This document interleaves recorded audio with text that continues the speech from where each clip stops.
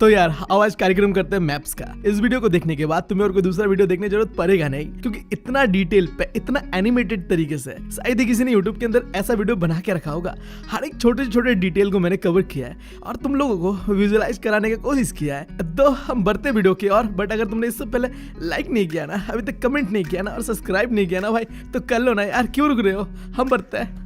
देखो तुम्हें ये चीज तो पता है कि मैप सारे हिस्ट्री एंड ज्योग्राफी से, हिस्ट्री से 2 मार्क है एंड ज्योग्राफी से 3 मार्क है। हिस्ट्री का बहुत सिंपल है, बस एक चैप्टर जो चैप्टर 3 है नेशनलिज्म इन इंडिया, वहां से बस 2 चीजें तैयार करना है तुम्हें। पहला है कि इंडियन नेशनल कांग्रेस का सेशन कहाँ हुआ एंड दूसरा important centres of national movement. और जो बात रहा है ज्योग्राफी का, तो वह 6 चैप्टर्स है जो कि तुम्हें तैयार करना है। स्ट्रगल जो होगा ना तुम्हारा वो ज्योग्राफी पे होगा, क्योंकि 3 मार्क्स के लिए तुम्हें 6 चैप्टर कवर करना है। बट हम किस लिए बैठे हैं यार। पहले बात करते हैं हिस्ट्री से, देखते हैं कि इंडियन नेशनल कांग्रेस का सेशन कहाँ हुआ। अब देखो इंडियन नेशनल कांग्रेस जो था ना, ये क्यों बना था पता है?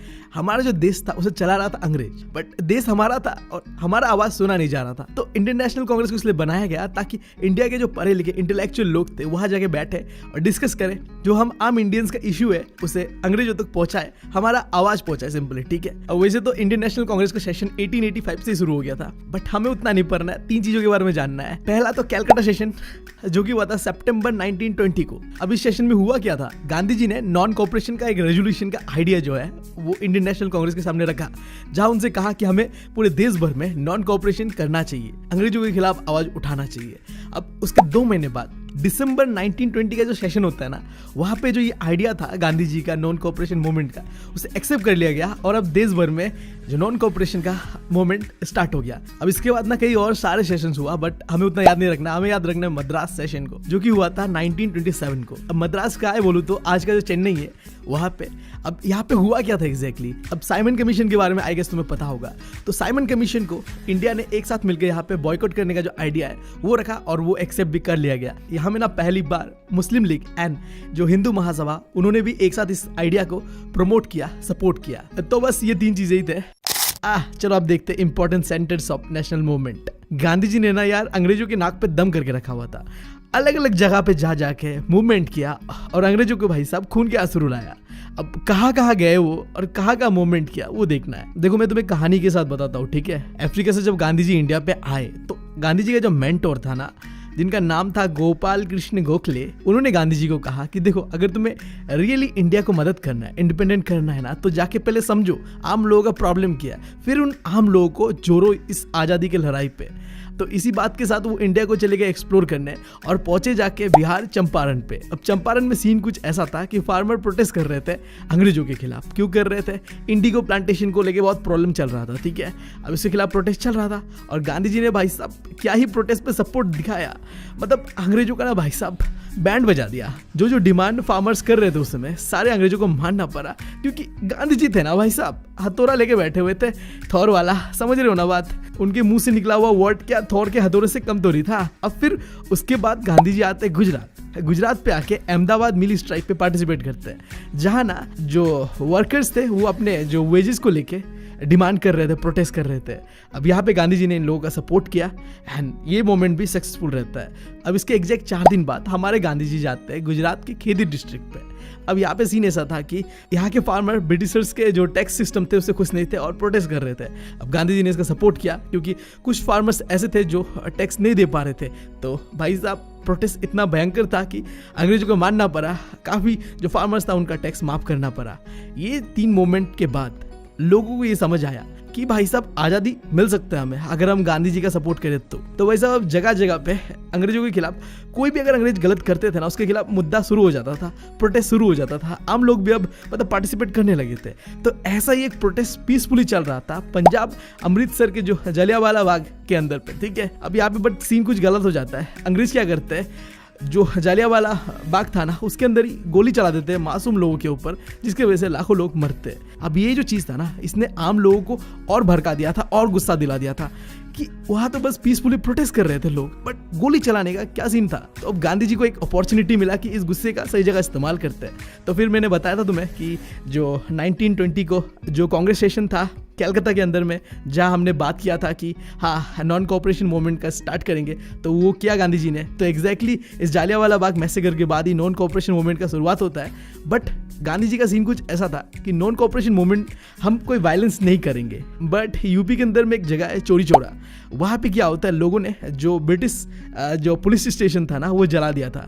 अब वायलेंस हुआ था भाई। अब गांधी जी को थोड़ी पसंद था वायलेंस, उन्होंने तो मना किया था ना भाई कुछ भी करना है बट वायलेंस नहीं करना है। बट हुतिया वाले लोग समझते नहीं है ना यार, तो गांधी जी का यार हार्ट ब्रोक हो गया। फिर गांधी जी बोला हम तो जा रहे हैं, अब हम कुछ नहीं करना, ठीक है। अब गांधी जी चले गए एक ब्रेक पे। बट ऐसा नहीं था कि गांधी जी ने गिव अप कर दिया था। देखो मैं तुम्हें भी कहता हूँ कभी गिव अप मत करना। गांधी जी ने गिव अप नहीं किया, कुछ साल बाद फिर वापस आए और इस बार लाए सिविल डिसोबीडियंस मूवमेंट। अब इस मूवमेंट का शुरुआत कहाँ हुआ था? डांडी पे।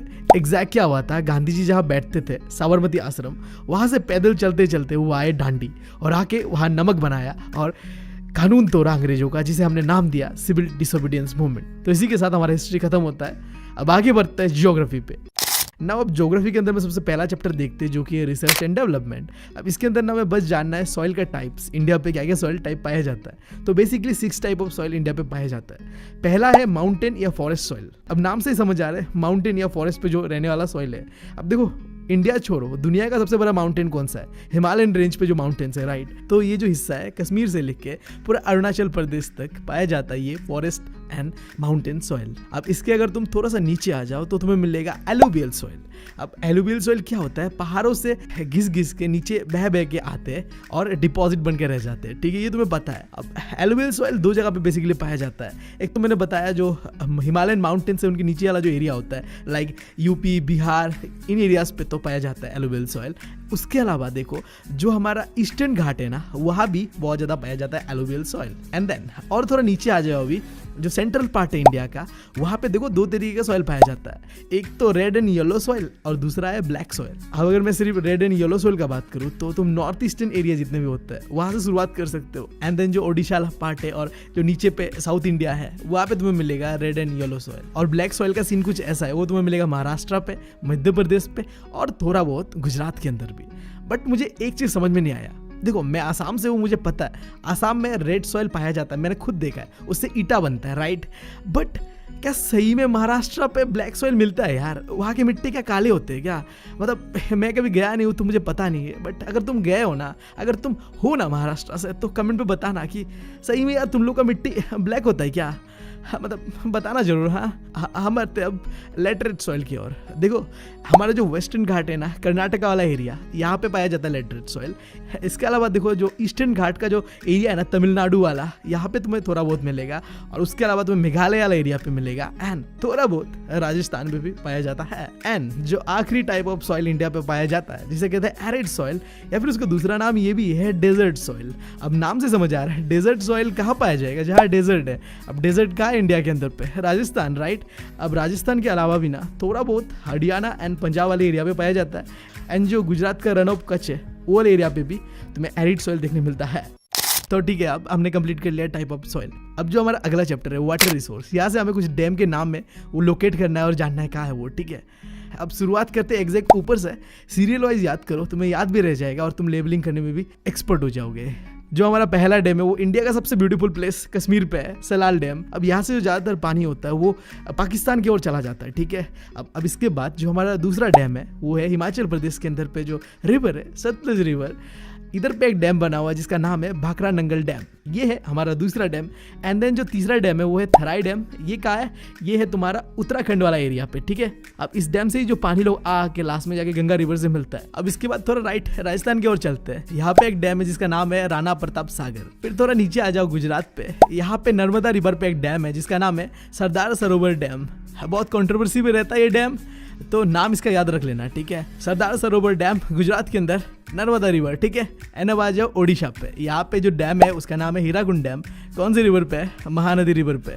अच्छा ओडिशा से याद आया यार, मेरे भाई ने यार ओडिशा की लड़की फंसा ली यार, मतलब कमाल है। मतलब आसाम में बैठ के उसने ओडिशा की लड़की फंसा ली यार। मतलब देख रहे हो टैलेंट, और मैं कुछ नहीं कर पा रहा हूँ यार, देख रहे हो। मतलब इट हर्ट्स अ लॉट, सच में मैं बता रहा हूँ। मतलब मेरे अलावा ना सबका हो चुका है, अब एक मैं ही बचा हुआ हूँ। मतलब बहुत दुख होता है। लोग मेरे सामने कन्वर्सेशन कर रहे होते हैं कि मेरी बंदी को मैंने ऐसे पटाया, और मैं उन लोगों के बीच फुल कन्वर्सेशन को सुन रहा होता हूँ, क्योंकि मेरे पास बोलने के लिए कुछ होता ही नहीं है यार, क्या बोलूँ। खैर छोड़ो, आगे बढ़ते हैं। अब आ जाओ तुम तेलंगाना एंड आंध्र प्रदेश के बॉर्डर पे। यहाँ में जो डैम बना हुआ है उसका नाम है नागा अर्जुना डैम।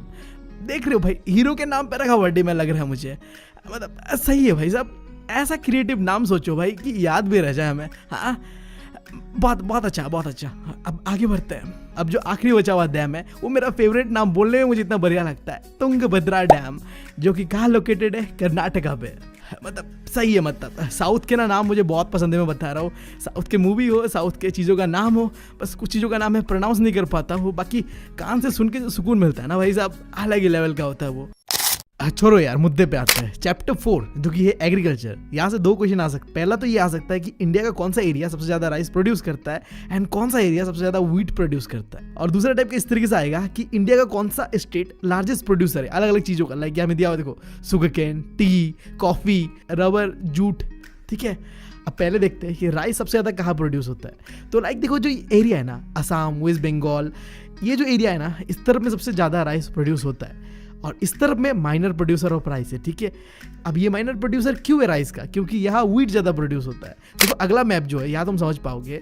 देखो ये एरिया जो है, जो हमने थोड़े पहले देखा था कि ये माइनर प्रोड्यूसर ऑफ राइस है, तो ये मेजर प्रोड्यूसर ऑफ क्या है? व्हीट। सिंपल है भाई, पंजाब हरियाणा का जो एरिया होता है वहाँ व्हीट ज़्यादा प्रोड्यूस होता है, और असम, वेस्ट बंगाल, इस साइड का जो एरिया होता है ना, वहाँ राइस ज़्यादा प्रोड्यूस होता है। तुम सीधा इंडिया को डिवाइड कर सकते हो आधा आधा करके, कि एक साइड जो इंडिया का वो व्हीट प्रोड्यूसर है, और एक साइड जो इंडिया का वो क्या है? राइस प्रोड्यूसर है।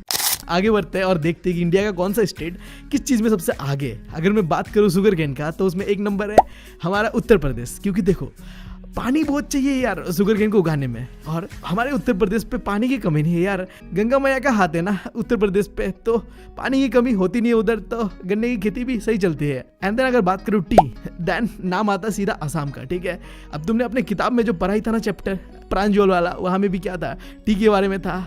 काफ़ी ज़्यादा इन्फॉर्मेशन मिला होगा तुम्हें टी के बारे में।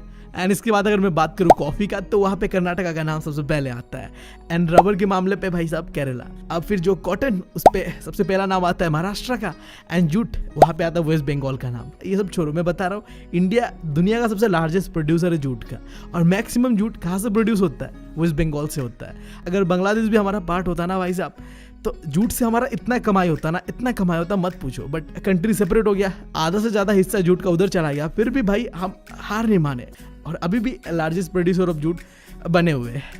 अभी हम चैप्टर 5 पे बढ़ते हैं, जो कि है मिनरल एंड एनर्जी रिसोर्स। इसके अंदर में हमें पहले तो 3 मिनरल्स के बारे में जानना है। पहला है आयरन ओर माइन, दूसरा है कोल माइन, और आखिरी है oil field. So first iron ore mine. देखो यार, यहाँ तो बहुत सिंपल है, 3 स्टेट का नाम याद करना है जब भी बात आए आयरन ओर का। पहला है ओडिशा, दूसरा है छत्तीसगढ़, और आखिरी है कर्नाटका। ओडिशा के अंदर में जो आयरन ओर का माइन है उसका नाम है मयूरगंज, और 2 आयरन ओर माइन है छत्तीसगढ़ के अंदर पे। पहला है दुर्ग, दूसरा है बेलाडीला। एंड देन कर्नाटका के अंदर पे 2 है, फिर पहला है बेलारी और दूसरा है कुर्देमुग। अभी next coal mine. Total 4 states है और 4 कोल माइन्स है। देखो इन लोगों को याद करने का यही तरीका है कि तुम स्टेट का नाम पहले तो याद रख लेना इस तरीके से कि हाँ चलो कोल माइन है, तो कोल माइन में कौन सा स्टेट आता था? तो वेस्ट बंगाल, झारखंड, ओडिशा एंड तमिलनाडु, ये 4 स्टेट है। तो क्वेश्चन भी कैसा बनेगा पता है? तुम्हें ये नाम नहीं पूछेगा स्पेसिफिकली, नाम दिया होगा, तुम्हें आइडेंटिफाई करना होगा मैप के अंदर देख के कि ये जो कोल फील्ड है ये कहाँ है। तो अगर तुमने कोल माइन को स्टेट के साथ रिलेट करके रखा हुआ है तो तुम्हें याद आएगा वो। जैसे कि देखो वेस्ट बंगाल पे क्या है? रानीगंज। उसके बाद झारखंड में क्या है? बोकारो। ओडिशा पे तालचेर, और तमिलनाडु पे है नेवेली। सिंपल है यार, पहले स्टेट का नाम। वेस्ट बंगाल पे रानीगंज, झारखंड पे बोकारो, ओडिशा पे तालचेर, और कर्नाटका पे नेवेली। अब बात करते हैं ऑयल फील्ड का। देखो इंडिया पे 3 जगह पे मिलता है ऑयल फील्ड। पहला है आसाम, दूसरा है महाराष्ट्र, और तीसरा है गुजरात। आसाम में 2 जगह है, पहला है दिग्बोय और दूसरा है नगरकटिया। और देखो ये जो दिग्बोय ऑयल फील्ड है ना, यहाँ पे 1901 पे ये डिस्कवर कर लिया गया था। ठीक है, इंडिपेंडेंस से पहले। और इंडिपेंडेंट के बाद जो हमने ऑयल फील्ड डिस्कवर किया था ना, वो था नगरकटिया 1953 को। अब इसके बाद आता है महाराष्ट्र पे। देखो महाराष्ट्र पे एग्जैक्ट नहीं है यहाँ पे, तुम इस मैप पे उसे देख नहीं पाओगे, बट इस मैप पे देखो, यहाँ पे जो जूम आउट पिक्चर है वहाँ पे दिखा रहा है थोड़ा सा आइलैंड लाइक स्ट्रक्चर है। यहाँ पे 2 जगह है, पहला है मुंबई हाई और दूसरा है बेशन। ये 2 जगह पे ऑयल फील्ड मिलता है। ठीक है, अब उसके बाद थोड़ा ऊपर गुजरात पे आ जाओ, यहाँ पे 2 ऑयल फील्ड है, कालोर एंड अंकलेश्वर। तो यही था कुछ टोटल 6 ऑयल फील्ड जो कि 3 स्टेट पे मिलता है, आसाम, महाराष्ट्र एंड गुजरात। अभी बात करते हैं पावर प्लांट्स का। तो दो तरीके का पावर प्लांट्स के बारे में हमें पढ़ना है एंड लोकेट करना है। पहला है थर्मल पावर प्लांट और दूसरा है न्यूक्लियर पावर प्लांट। अब थर्मल पावर प्लांट में क्या होता है, इलेक्ट्रिसिटी बनाया जाता है, बट वो कैसे बनाया जाता है, किसी चीज़ को जला के, लाइक कोल हो सकता है, वो कोई नेचुरल गैस हो सकता है, कुछ भी चीज़ हो, ठीक है, जला के वो इलेक्ट्रिसिटी प्रोड्यूस किया जाता है। बट जो न्यूक्लियर पावर प्लांट है वहाँ पे भी इलेक्ट्रिसिटी प्रोड्यूस किया जाता है, बट वो न्यूक्लियर एनर्जी से प्रोड्यूस किया जाता है। इतना क्लियर है। अब हम बात करते हैं पहले थर्मल पावर प्लांट का। आसाम के अंदर में एक थर्मल पावर प्लांट है जिसका नाम है Namrup thermal power plant. And then अब आ जाओ मध्य प्रदेश पे। यहाँ में एक थर्मल पावर प्लांट पाया जाता है जिसका नाम है Singrauli thermal power plant.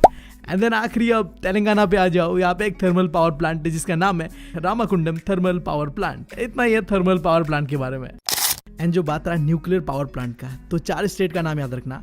Uttar Pradesh, जहाँ पाया जाता है Narora nuclear power plant. And then Gujarat पे आ जाओ, यहाँ पाया जाता है काकरापारा न्यूक्लियर पावर प्लांट। फिर आ जाओ महाराष्ट्र पे, यहाँ पे पाया जाता है Tarapur nuclear power plant. And then आखिर में आ जाओ तमिलनाडु पे, यहाँ पे कलपक्कम न्यूक्लियर पावर प्लांट। तो यार इसी के साथ खत्म होता है हमारा chapter 5 mineral and energy resources. अब बढ़ते हैं चैप्टर 6 जो कि है मैन्युफैक्चरिंग इंडस्ट्रीज। अब यहाँ पे सबसे पहले हमें देखना है कि इंडिया के अंदर पे कॉटन टेक्सटाइल इंडस्ट्रीज कौन से शहरों पे है। मेनली यहाँ पे सिटीज का नाम हमें याद रखना है। तो महाराष्ट्र के अंदर पे है मुंबई, जहाँ पे कॉटन टेक्सटाइल इंडस्ट्रीज पाया जाता है। फिर आता है स्टेट मध्य प्रदेश, यहाँ पे इंदौर के अंदर पे कई सारे टेक्सटाइल इंडस्ट्रीज देखने मिलता है। फिर आ जाओ गुजरात पे, यहाँ सूरत पे तुम्हें मिलेगा देखने कॉटन टेक्सटाइल इंडस्ट्रीज। एंड फिर आ जाओ उत्तर प्रदेश, यहाँ पे कानपुर, कैसा जगह जहाँ पे कॉटन टेक्सटाइल इंडस्ट्रीज है। साउथ की तरफ आ जाओ, तमिलनाडु पे है कोयम्बतूर। तो पूरे इंडिया भर में ये कुछ 5 स्टेट्स और उसके शहरों के नाम जहाँ पे कॉटन टेक्सटाइल इंडस्ट्रीज हमें देखने मिलता है। अब बढ़ते हैं हम iron and steel plants India पे कहाँ लोकेटेड है। सबसे पहला है वेस्ट बंगाल के अंदर पे दुर्गापुर प्लांट, दूसरा है झारखंड के अंदर पे बोकारो, और तीसरा भी झारखंड के अंदर ही है जमशेदपुर। ये जो Jamshedpur iron and steel plant है ना, ये इंडिया का oldest iron and steel plant है। लिटरली ये इतना पुराना है कि देश के आजाद होने से पहले भी हमारे पास ये आयरन एंड स्टील प्लांट था। 1907 पे जमशेदजी टाटा ने इस प्लांट को बनाया था। फिर छत्तीसगढ़ के अंदर हमने भिलाई स्टील प्लांट खोला जो कि 1995 को यूएसएसआर जो आज का रशिया है उसके हेल्प से खोला था हमने। एंड फिर आ जाओ साउथ की तरफ, तो कर्नाटका पे है विजयनगर प्लांट। फिर जो हमारा स्टेट है तमिलनाडु, यहाँ पे बनता है सेलम स्टील प्लांट। अब इन दोनों के बाद नेक्स्ट है हमारा सॉफ्टवेयर टेक्नोलॉजी पार्क। तो इन टोटल इंडिया के अंदर में 8 सॉफ्टवेयर टेक्नोलॉजी वाला पार्क है। ऊपर से शुरुआत करते हैं उत्तर प्रदेश के अंदर में जो आईटी पार्क है जो कि एग्जैक्टली लोकेटेड है नोएडा पे। एंड देन फिर आ जाओ गुजरात पे जहाँ पे है गांधीनगर। एंड देन फिर आ जाओ महाराष्ट्र पे, यहाँ पे है 2, एक है मुंबई पे, दूसरा है पुणे पे। एंड देन फिर आ जाओ तेलंगाना पे, यहाँ पे हैदराबाद।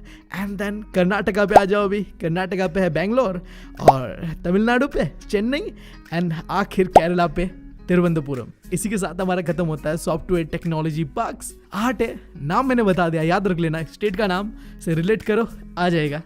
सो अब बात करते हैं आखिरी जो चैप्टर बचा हुआ है, लाइफलाइन ऑफ इंडियन इकोनॉमी। इसके अंदर में 2 चीजें जानना है, एक तो इंडिया के अंदर में जो बड़े बड़े पोर्ट्स है उनके बारे में, और दूसरा है एयरपोर्ट्स के बारे में। तो पहले बात करते हैं मेजर पोर्ट्स का। तो टोटल 10 पोर्ट्स है इंडिया के अंदर पे। शुरुआत होता है गुजरात से और खत्म होता है वेस्ट बंगाल पे आके। अब तुम्हारे दिमाग में ये ख्याल आ सकता है कि गुजरात से क्यों शुरू होता है। सीधा बात है, गुजरात से हर एक स्टेट नीचे जाते जाते जो भी मिलेगा तुम्हें वो क्या है, ओशन से कनेक्टेड है।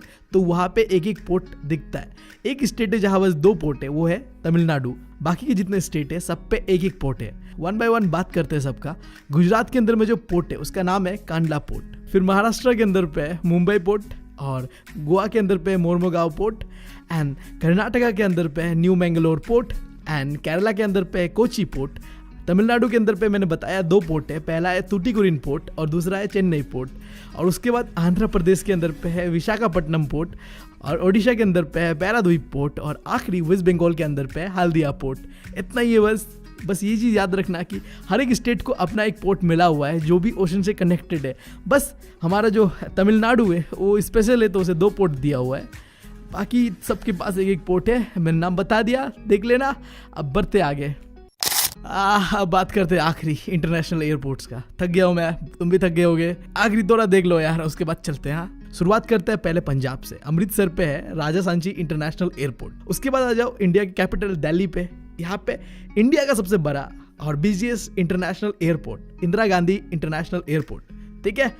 अब उसके बाद इंडिया का सेकंड लार्जेस्ट और busiest airport Chhatrapati Shivaji airport कहाँ है? मुंबई के अंदर पे। एंड देन अब आ जाओ चेन्नई पे, यहाँ पे मीनम्बक्कम इंटरनेशनल एयरपोर्ट। एंड देन अब चलो कोलकाता पे, यहाँ पे तुम्हें मिलेगा नेताजी सुभाष चंद्र बोस इंटरनेशनल एयरपोर्ट। और आखिरी हैदराबाद के अंदर पे राजीव गांधी इंटरनेशनल एयरपोर्ट। तो यार इतना ही था। हाँ, जितना भी मैप के अंदर में हमने पढ़ा नहीं पढ़ा, बस तुम्हें इतना कहूंगा मैं। देखो, मैंने तुम्हें लोकेट करना बता दिया कि एग्जैक्ट तुम्हें कहाँ लोकेट करना है। बट देखो, अगर तुम्हें एग्जाम हॉल तक इस चीज़ को याद रखना है तो तुम्हें प्रैक्टिकली जानना बहुत जरूरी है, प्रैक्टिकली देखना समझना बहुत जरूरी है। अगर तुम इनमें से कोई स्टेट के पास रहते हो तब तो तुम्हें याद रहेगा वो। बट अगर तुम कोई भी जो मैंने नाम लिया उनके पास नहीं रहते हो तो क्या कर सकते हो? तुम मेरे जैसा कर सकते। अब जैसे मैं आसाम से था तो उस समय मेरे पास ऐसा कुछ था नहीं, ठीक है, बट मेरे पास एक चीज़ था, यूट्यूब। तो मैं यूट्यूब पे इंडिविजुअली जाके देखता था। एक मतलब होता है ना जानने की मतलब एक्साइटमेंट, ठीक है, वो लाओ अपने अंदर पे और देखो एक एयरपोर्ट को सर्च करके, एक एक जो मेजर पोर्ट्स है, एक एक जगह जो मैंने बताया गूगल में सर्च करो, यूट्यूब पे जाके सर्च करो, कुछ ब्लॉग्स देखो कि कैसा है वो एयरपोर्ट नहीं है तो नाम तो याद होगा ही होगा तुम्हें, वो पता चल जाएगा कहाँ है नहीं है, ठीक है। मैं भी प्रिपरेशन कर रहा हूँ तो मुझे भी जानना होता है कि अलग अलग जो कंट्रीज है उनका कैपिटल क्या है। तो मैं क्या करता हूँ, सिंपली यूट्यूब पे जाता हूँ, कोई ब्लॉग लगाता हूँ, इंडियन ब्लॉगर होगा, कोई इंटरनेशनल ब्लॉगर होगा, तो उस कंट्री में जो ब्लॉग कर रहा होगा, उसके कैपिटल पे जाके जो ब्लॉग कर रहा होगा, तो मुझे कंट्री के बारे में आइडिया होता है, उनके कैपिटल के बारे में आइडिया होता है, उनके लोगों के बारे में आइडिया होता है। क्योंकि समझ रहे हो ना भाई, तो यार प्रैक्टिकल एक्सपीरियंस लेने के लिए इन चीज़ों को तुम भी करना। एंड ठीक है, ज़्यादा से ज़्यादा बस इतना ही कहूँगा। Best of luck, thank you.